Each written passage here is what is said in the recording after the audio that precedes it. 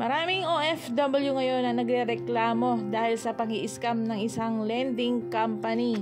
Nakilala lang nila ito sa social media. Pwede ka daw umutang hanggang 200,000 pesos. Pero pag nakuha na nila lahat ang information mo, humihingi na ito ng paunang bayad bago ibigay o i-release ang perang hinihiram mo. Ayon sa mga OFW na biktima ng isang scammer ng isang lending company, bago nila i-release ang perang hinihiram nila, humihingi muna ito ng paunang bayad. Wala pang binibigay ang lending company pero humihingi na ito ng paunang bayad at isisend daw nila ito through to GCash. Hindi lang sa mga lending company ang maraming ng scammer, pati sa mga cargo shipping company, maraming mga kababayan natin nagpadala ng kanilang mga cargo hanggang ngayon hindi pa nakakarating. Ilang buwan na sila mula nung sila ay nagpadala.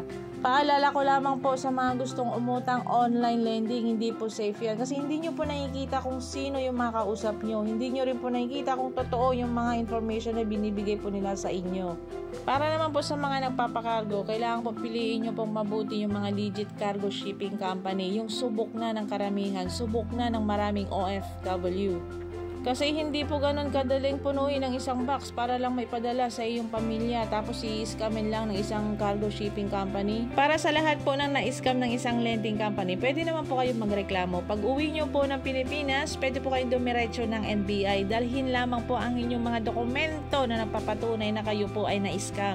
Sa mga nagpakargo naman po na hindi pa nakakarating sa kanilang mga pamilya, bigyan nyo po ng copy ang inyong mga pamilya. I-follow up nila sa custom yan o kaya tawagan nila yung number na nandun po sa inyong mga resibo.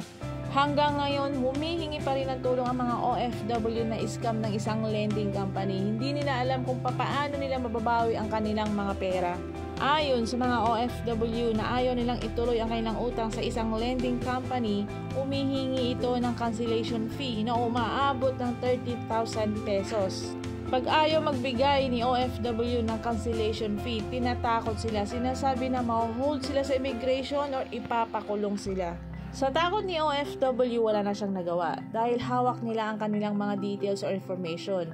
Nagbayad dito ng 30,000 pesos para sa cancellation fee. Kaya karamihan sa mga OFW umuuwing walang pera, umuuwing walang ipon kasi biktima sila ng mga scammer.